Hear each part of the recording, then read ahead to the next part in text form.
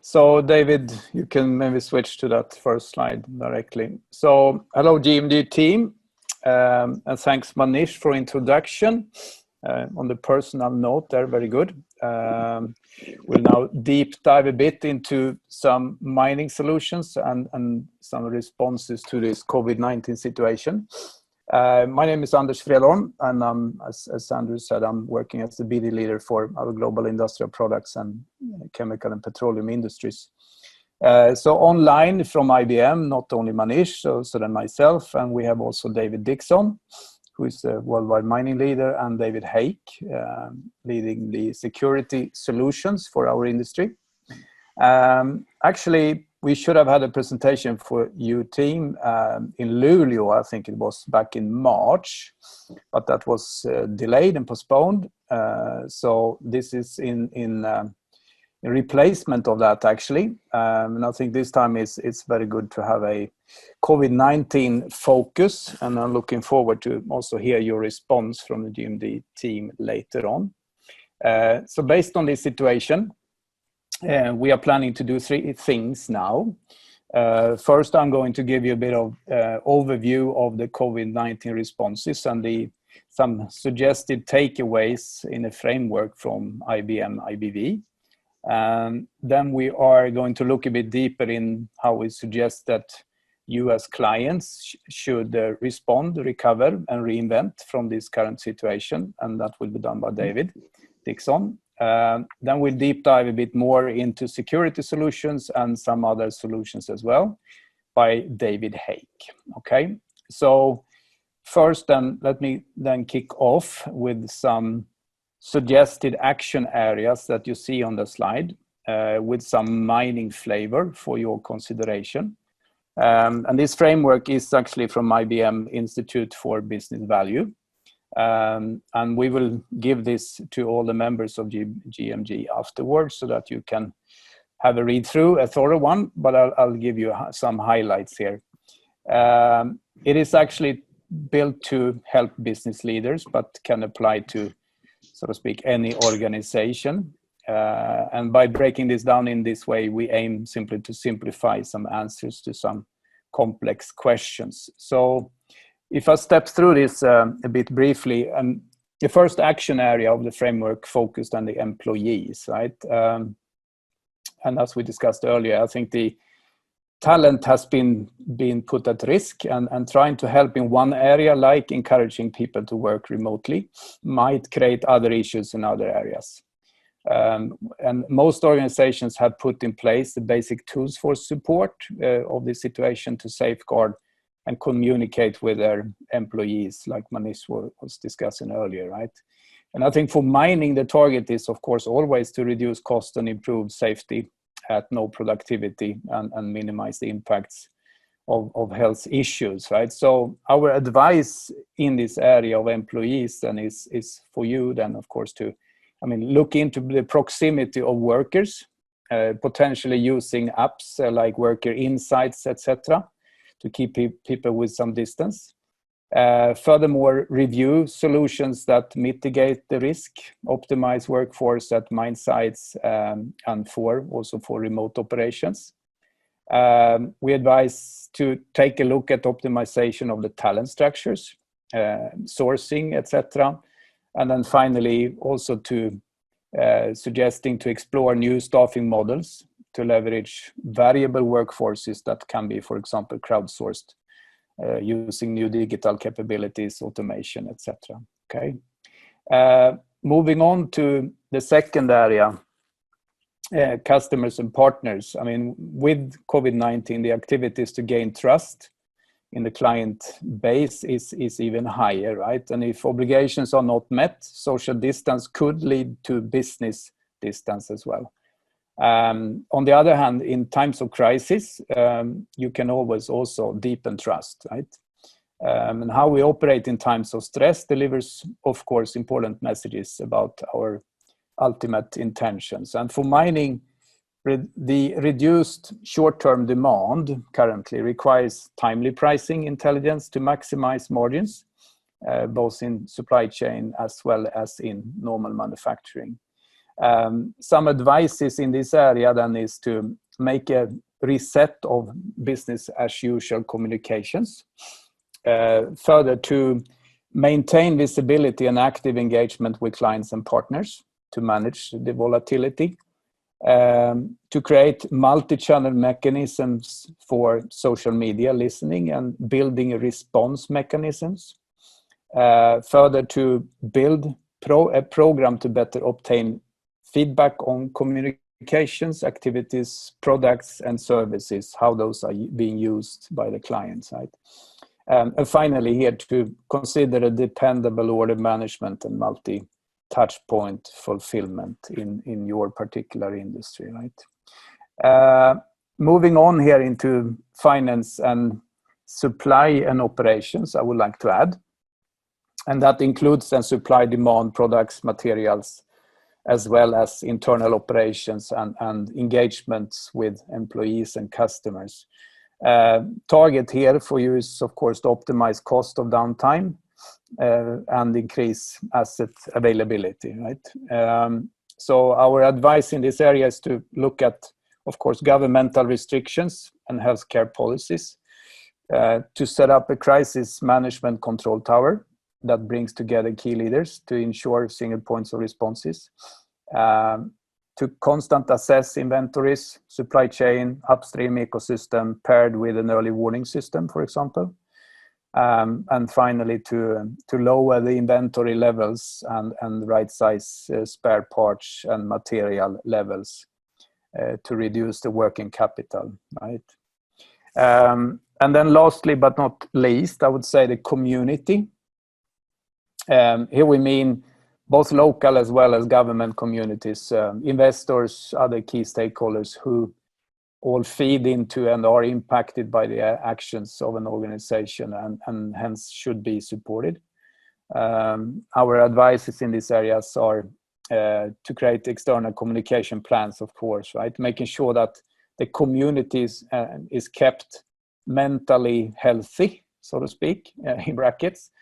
And in a transparent way, share company information of resources that could assist in containing and understanding virus and its trajectory. And finally here to also support other businesses, organizations, medical professionals, and sharing your own expertise as much as possible.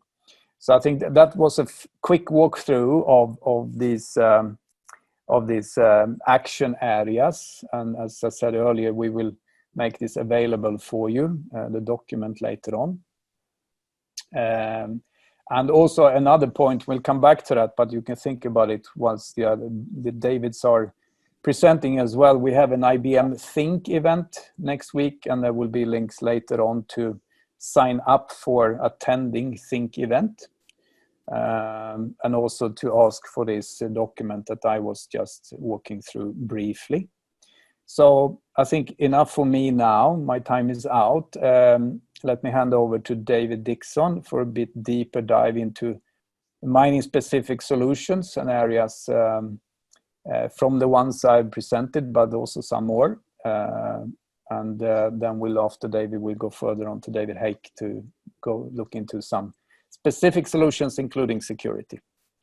So, David Dixon, are you there? Thanks, thanks, Anders. Yes, I am. No, look, thanks for that. I think what we want to focus on now is that, like many other companies who are involved in either. So, like many companies that are either mine operators, mine service providers, and that sector companies, we've done a lot of work trying to understand what's necessary to support how we can support mining, and of course in the context of COVID-19, which is a complex situation, particularly for a mining company that's predominantly a remote operation to its marketplace and also its people. So if you have a look at the mining industry and you look at it outside in other words, not from a miner per se, but looking at the mining industry, it's very different to other industries that are probably analogous. For example, oil and gas, it's highly distressed from a cost point of view. I mean, it's remarkable to think at this stage that we could actually be paid to take oil and gas. I think that's quite a pretty esoteric concept for us all to try to understand. But in mining, look, in the disturbance of the market, and yes, there is disturbance, and I think there will continually be cyclic disturbance, particularly when you consider the Chinese market and other large markets of intake of raw product for manufacturing and construction-based industries, which mining depends on. But largely, it's very fragmented. And what we have heard from a lot of our mining clients is it's really, really core about this notion of getting stable operations back in place. In other words, how do we make sure that if someone is actually COVID-19 positive, what do we do in a shift? How do we respond? How do we reconfigure at rate our shift rosters, our working programs, and make sure that we have people on site and in fact change the nature of shifts on site from more short-term to longer-term stays, get those people committed to do that. And in Australia, for example, when you can't actually fly even interstate, let alone internationally, how do we support those people at various levels? Obviously, just fundamentally through the needs day to day, but also in terms of their support from the family point of view and their emotional point of view. So there's a lot of elements to this. So, looking at the nature of mining and the demand side is important, but a lot of what we found is it's more about how do we keep operational stability and how do we sustain operations. So that led us to think, as one of many companies that can help mining, particularly from a digital point of view, how do we support this notion of sustainable operational stability, and particularly this 30-day period as we sort of bracketed things in terms of a triage. How do we prioritise what we can do as one of many companies to help miners respond to the crisis, and then move from a response or a point of triage to actually starting to get towards business as usual, get towards trying to take the cost out that's impacted the day-to-day running and recover, and then move to a forward-looking position to be able to plan and even think about the next 2, 3, 4, 5 years to continue that point of growth, or as we label it, reinvention. So a lot of the conversations we're having and a lot of the immediate, as I said, triage or response we're having, which is still probably in that period at the moment, is about, as we've labelled it, helping mining find a safe path to sustainable operations. So there's 3 areas we're looking at.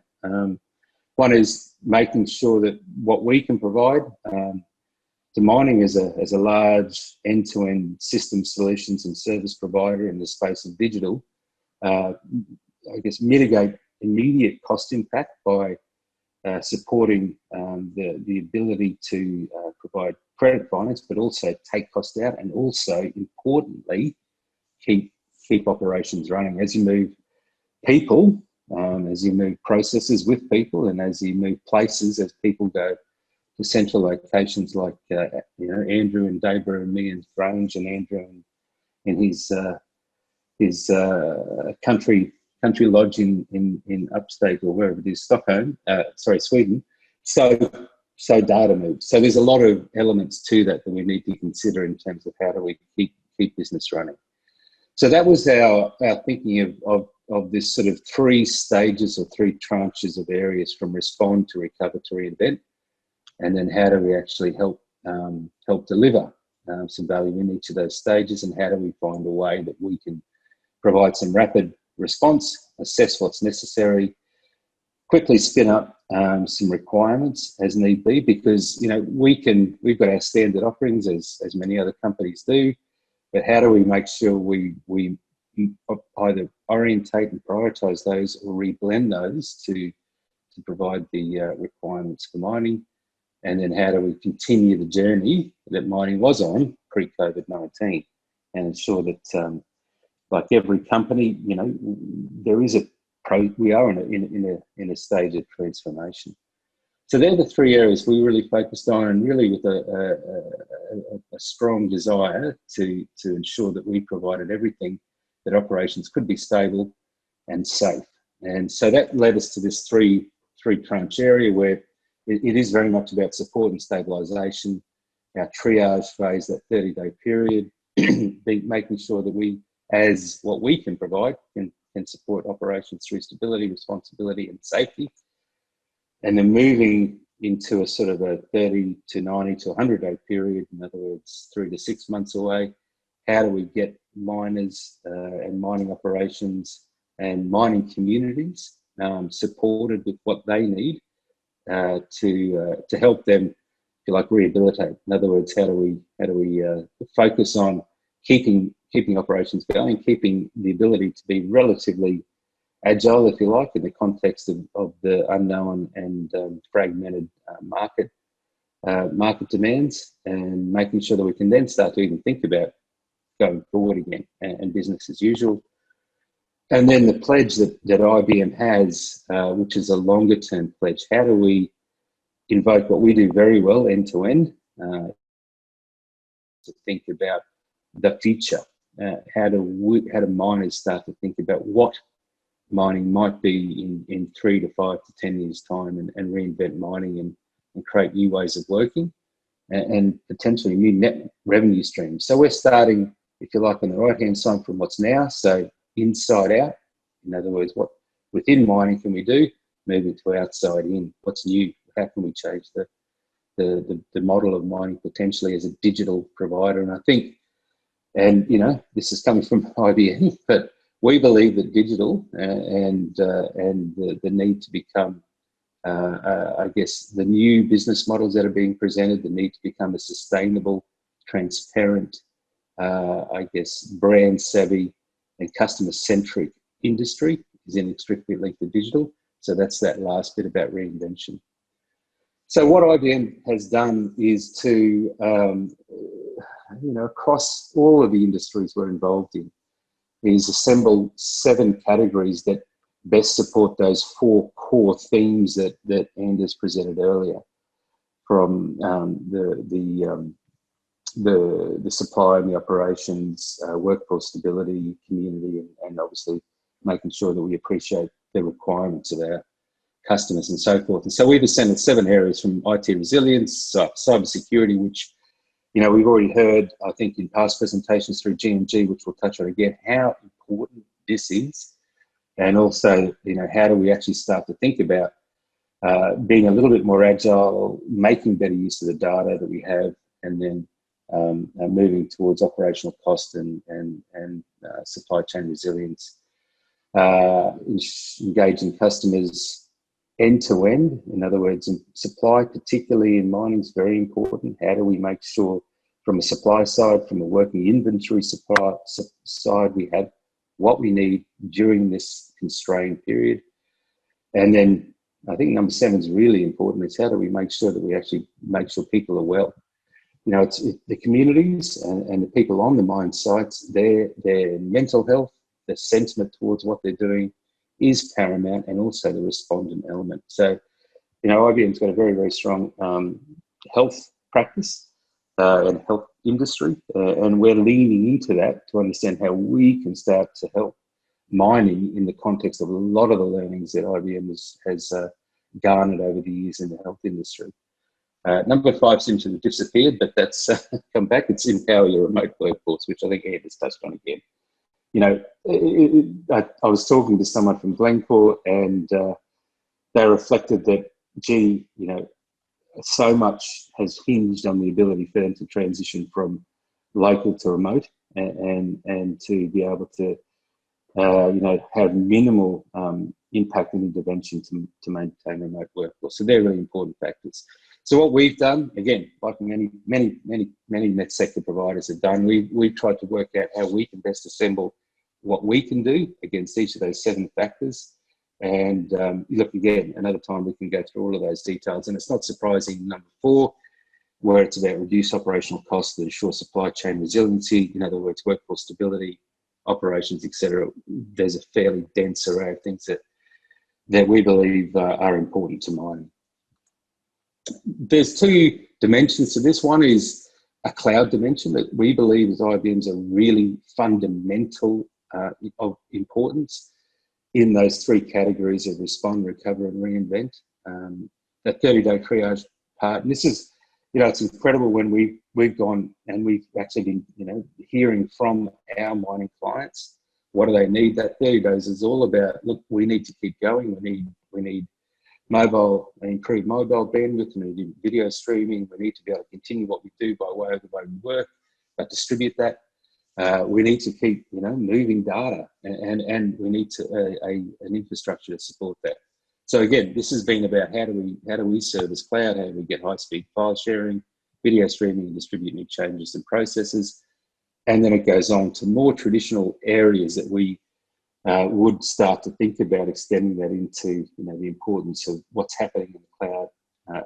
Absolutely, what is secure, and the relevance of security in the cloud, and also starting to think about, well, if we're going to recover, how do we think about what we need in the next 3 to 6 to 12 months potentially to keep business running, keep operational stability, and even start to think about how we can continue to improve revenue. So spinning up new ways of working, new ideas, new MVPs, minimal viable products in a garage. In other words, this sort of co-creation environment. And then on that right-hand side, reinvent, great. All the things that we do end-to-end and others, how do we actually start to introduce and infuse these sort of exponential technologies and make improved mining solutions built in the cloud, innovate, drive and support agility, optimize and make more stable. So that's the thinking we have from a more of an infrastructure cloud data point of view. So if we think about what we're doing, if you like, in the value chain side of it, the industry side, when we think about a cloud point of view and how a digital provider like IBM and others would be trying to support mining, really across the value chain, there's a number of things that we're hearing and being asked to respond to immediately in that 30-day period and in that 90-day period, and again in that 180 to 900-day period, or whatever the case is, whether it's 3 to 5 years.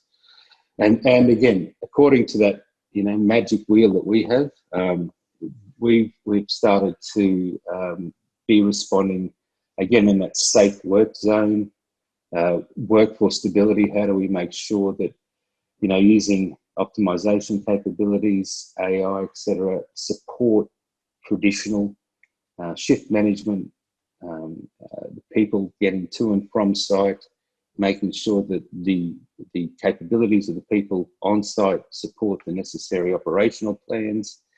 If there's interruption to those operational plans, what do we do, and so on and so forth.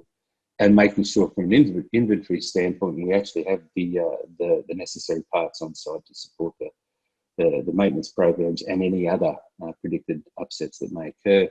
And again, from that, moving into other tranches of work to more optimization areas around predictive analytics, underground production optimization, into more longer term programs around production optimization, scheduling, cognitive ore body, and so forth. How do we actually get more out of the ground? So that's the industry view that we're hearing and starting to respond to against those 3 areas. And again, I think a lot of providers like ourselves are thinking about what do we do in those 3 stages of respond, recover, and reinvent.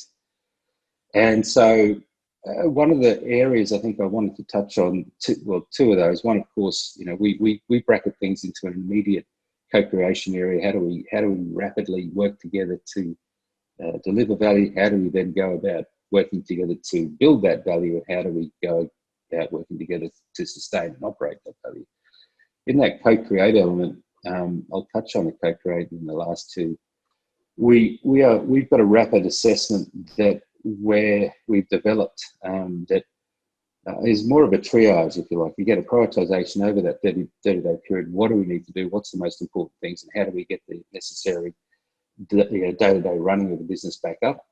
And then also over that 30-day period, how do we understand what an organisation is able to deliver in that period, but also beyond that period from a 90, 100-day and so forth period. So we have this response assessment that starts to understand and deliver a fairly pragmatic approach to what is required from a short-term to a mid-term to a long-term point of view in this current paradigm.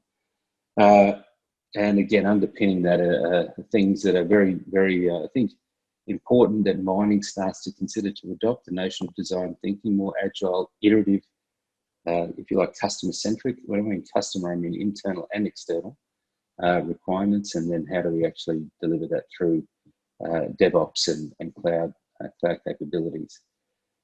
And I guess this is an example of a potential map about the way that you consider what that might look like, with a number of initiatives through that 30-day period, initiatives from that 90 to 100-day, an 80-day period, and then onto that sort of longer-term period against, if you like, what we've adapted to be more of a COVID-19 EBITDA model on the horizontal from those value drivers and levers to support the business proposition of what we're trying to do, as well as, of course, the necessary operational stability side of things. And again, what we're trying to do is always build capability and make sure we support those periods, as we said, from response, in other words, triage, rebuilding, recovery through rehabilitation, that optimization exercise to take cost out so that we can start the period of growth again. So that's, I guess, our high level point of view, how we're hearing from the community the needs in that short term, and how we're trying to project and make sure we support as best we can as one of the partners and one of the med sector providers in a big community to deliver on that.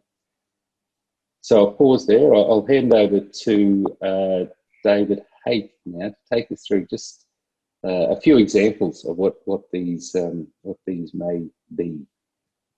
Okay, thanks, David. I'm going to go ahead and turn off my camera so I can concentrate, and because I kind of have a face made for radio anyway. And David, if you'll continue to drive for me, I'll give you keys.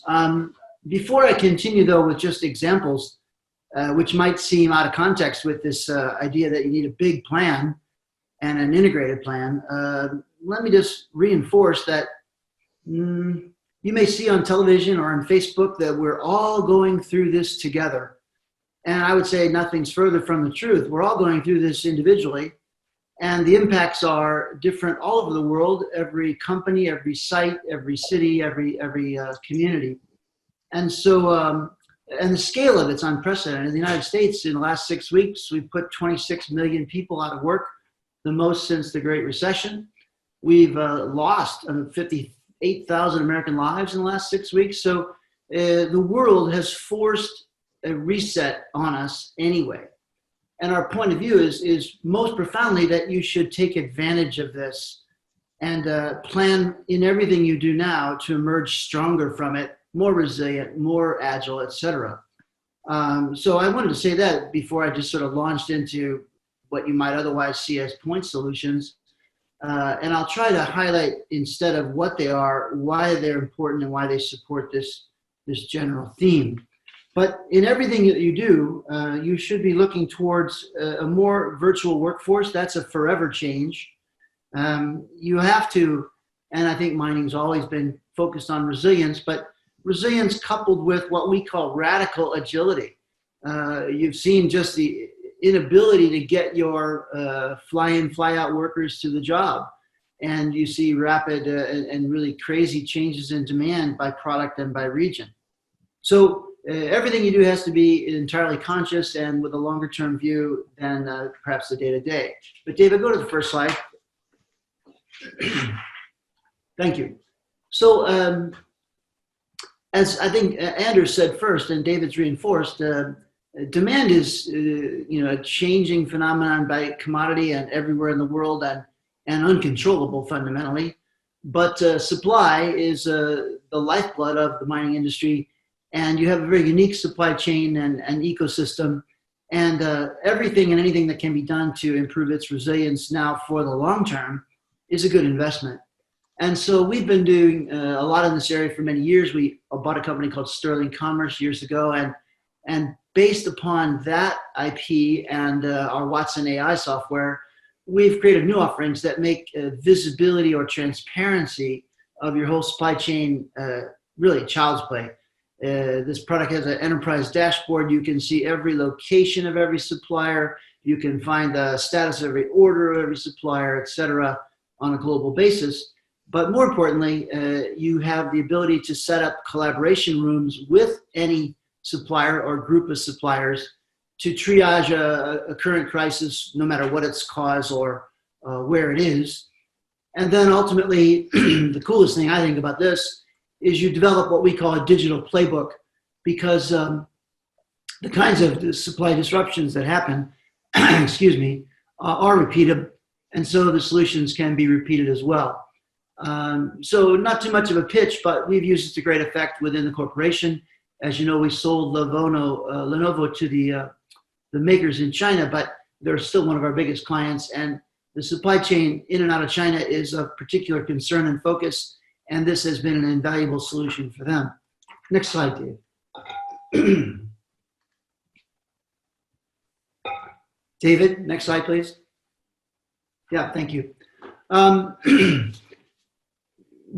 Every company, not just mining company, but every company is cash crunched at the moment. You know, the world is almost paused. And so working capital is a particular concern everywhere. And what can be done about it except not spending money? So there's been a solution available for some time in the asset intensive industries. It's what we politely call a no-brainer fundamentally. It's simply to combine all the best practices in enterprise asset management, asset performance management, and MRO management, and look at all that as one workflow where you focus simultaneously on improving the unplanned maintenance, but also the service levels and also the maintenance levels. And we've implemented this all over the world. It really is a simple way to generate your own cash again and improve your services at the same time. I encourage anybody to check it. We're widely referenced on this approach in every industry around the world. Next slide, Dave. Now, as I mentioned earlier, and David highlighted it to me personally, when I lived in Australia, I was amazed. I lived in Perth, and Perth Airport was always busy with people flying in from New Zealand and Canada and the States, going then on up to Pilbara. And so the mining workforce is incredibly global. And that's not just your tradies and sparkies, but you know, every kind of engineer that works on a site often doesn't live there. And so you have the enormous challenge of resource allocation and frankly, resource development. And so like, as with inventory, as with supply chain, we think the key is to increase the transparency of that and consider it all as a process, a business process. And then apply artificial intelligence to give you a more analytical view of what to do, where, who, etc. This is a newish solution, but we're implementing it with a couple of clients in Canada. We think that it has applicability not only to the operators, but also to the the suppliers themselves. That again, this ecosystem has lots of specialty engineering companies, even single shingle shops that are essential to the mining companies that work with them. And managing under scarcity is a constant problem, but we've been reminded of it in a big way during the crisis. Next slide, Dave. Now, this again is not new, but is particularly germane to the mining industry. As we consider how to bring people back to work in the United States, in any and all industries, there's a big focus on testing. There's a big focus on monitoring the personal health of workers. And that's been an issue all along in mining because it's fundamentally dangerous. The downstream operations are particularly so, a blast furnace or the like. And so by just simply combining existing technologies, mobile and analytics, wearables, microtechnologies to make anything measurable, these are all available and, as I say, particularly useful now. If you can imagine a blast furnace operator, his ambient conditions are so intense that he can only sort of be on station for a certain amount of time. And rather than depend on timing, why not monitor his blood pressure, monitor his pulse, monitor his temperature? And as we know, temperature is one of the key indicators of the COVID-19 virus. And so why not offer this extensive and extended mobility solution to all your workers? It has its own payback. as I'll come to in security, security and safety are good business, period, full stop. They've often been viewed as downside risk mitigation kind of activities, but as I say, empty seats don't make money, and empty mills and mines aren't productive. And so we have a duty, really legally and morally, to protect our people as well as possible. And as I say, this is just a mashup, really. It's not a terrible breakthrough, other than the combination of these otherwise generic and pervasive technologies. Next slide, Dave. Now, what I wanted to talk about, and I guess you'll all be able to guess what this is. Any takers, though, please? I'd love to see if you have an opinion. No? Well, it's the average blood pressure of a CISO as taken from a poll in January. So even before the COVID crisis, security has been seen as a particularly stressful occupation. I read that the tenure of most CISOs is less than 2 years, that compared to the tenure of CEOs at 8 years. So it's an incredible job. If you'll click the slide, Dave. It's characterized, though, by endless detail. It's often mundane tasks, to be honest, and it's totally thankless, but it's a 24-hour-a-day concern. You're never done. You're always responsible. The buck definitely stops there. But rather than give you a checklist like this, the COVID crisis has focused attention. And so, Dave, if you'll go to the next slide, it boils down pretty quickly. And as we framed it earlier in this, if you will, respond era, we're at least 60 days into this crisis anywhere and everywhere in the world. And I actually hope that all of you have done what's necessary to move as many of your staff as possible home, to make safe work conditions for those essential that have to be on site.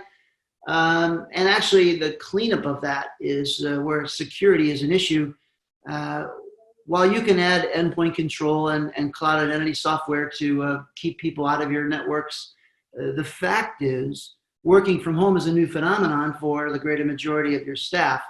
And it opens the company up to what is already an accelerating threat level.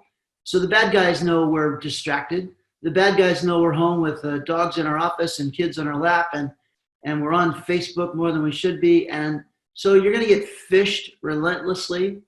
And so there's a duty not only to provide systematic support, but I'd say governance and policy and education around the individual's responsibility to protect not only the company's data, but their own.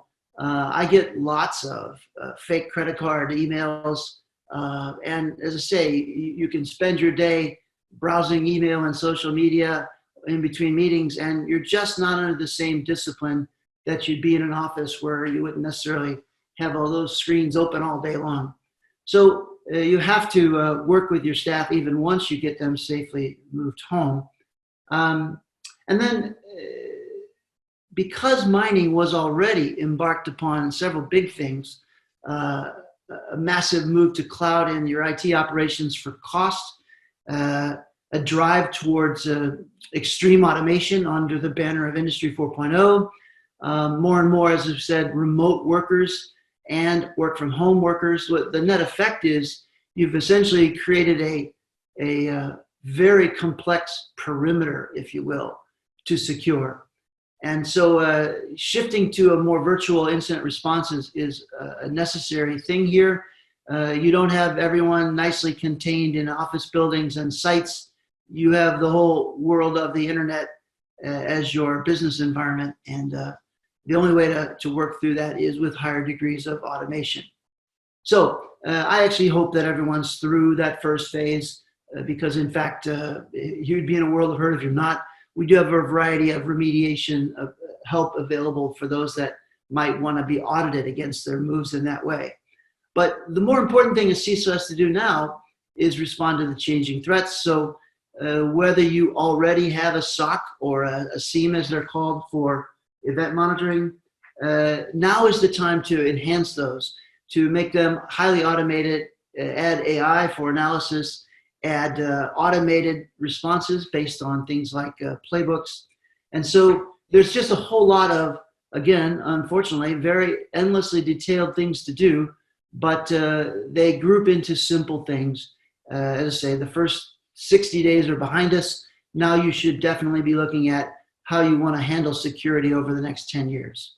Next slide, Dave. Thank you. So I have this up as a so-called case study, but it's really more representative than specific. As you might imagine, much of our work in security, and we do billions of dollars a year in this space, is client confidential. It doesn't help to define your vendor list so that the hackers have a head start on what they think they're working against. But in fact, we're engaged in this kind of work all over the world in mining and all of the associated industries up and downstream of you. And in some countries, it's a legal requirement that your SOC or Security Operations Center be in the kingdom or the country of legal jurisdiction. In some countries, you're allowed to have a global SOC, which is, of course, highly efficient, cheaper, better, faster in many ways. And so we have to be able to both build it from scratch or turn it on with a URL.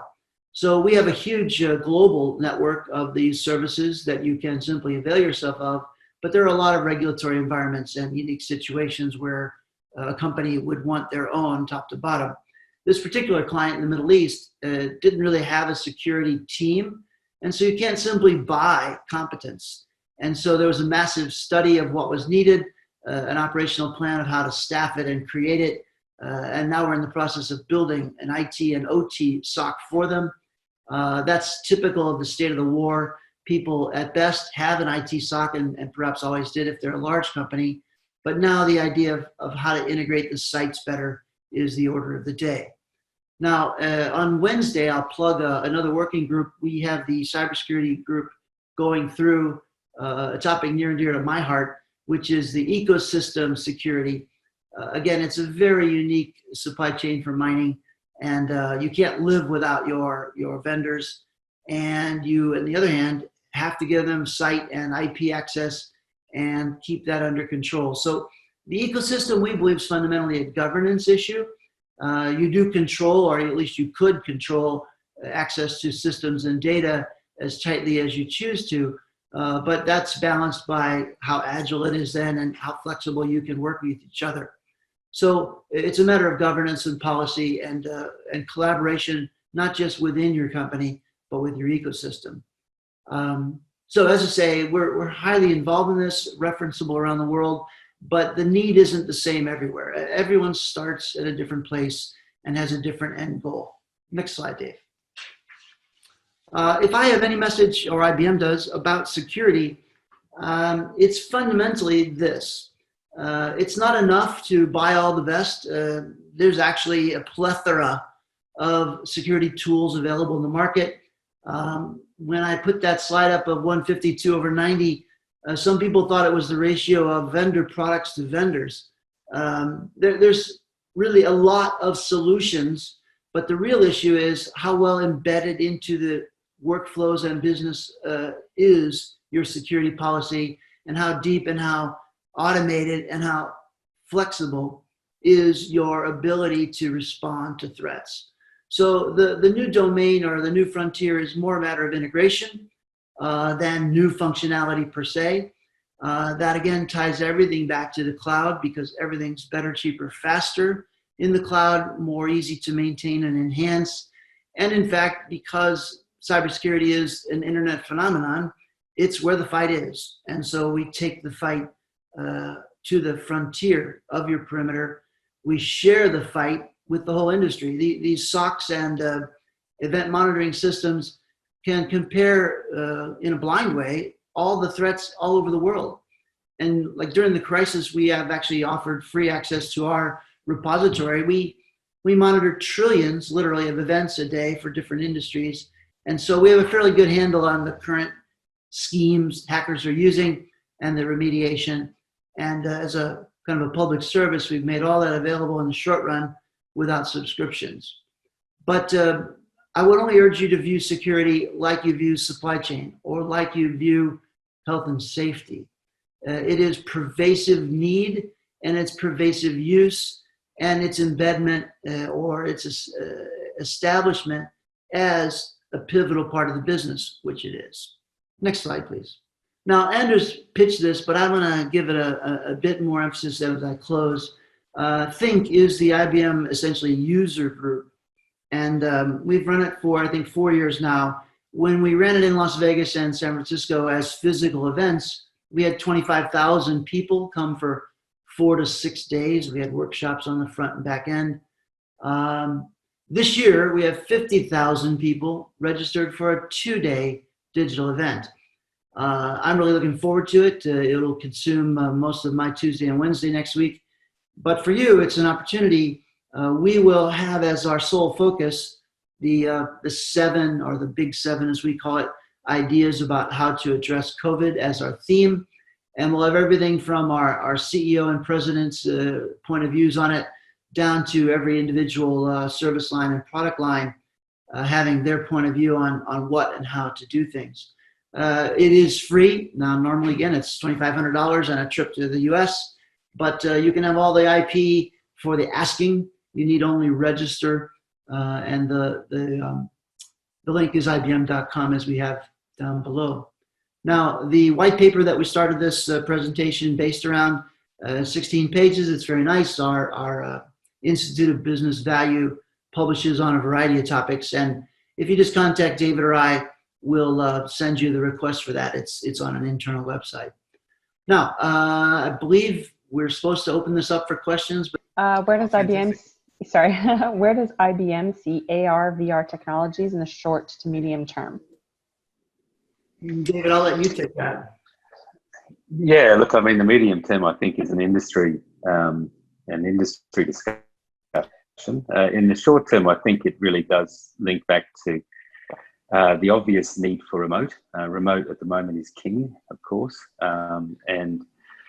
there's where the interesting facet that we're seeing is just how important some of the, our pledge to industry at the moment is a lot of offerings, no-cost offerings to support the heavy lift and shift of data, whether that's through a Spera from our point of view, or streaming technologies and so forth that we have to support the possibilities of AR and VR, and that option to minimise, people machine time, and of course no more important time than now. So in the short term, I think it's incredibly important. In the medium time, yes, I mean, again, AR and VR is the fundamental shifter in the way that we work, and it is creating new ways of working, particularly I think in mining. If I bring it back to Australia, the some of the astounding stats in Australia are, when I did my undergraduate degree in mechanical engineering at the University of Queensland here, I think we had about 120 mining engineer undergraduates just at my university. In Australia, I think last year there were 32 in total. So what that means is we need to find ways of attracting talent that don't necessarily mean you have to spend the next 6 years of your life in the middle of a desert. So AR and VR is very important to that factor in terms of work, skills, talent, attraction, and new ways of working. So let alone, of course, maintenance practices, routine safety practices, and minimisation of working inventory. I mean, there's a lot of factors in that. So extraordinarily important topic, one of the disruptors that, if you can build AR and VR capabilities into your typical ways of working and start a progressive program around that, you're going to be ahead of the game in the next 5 years.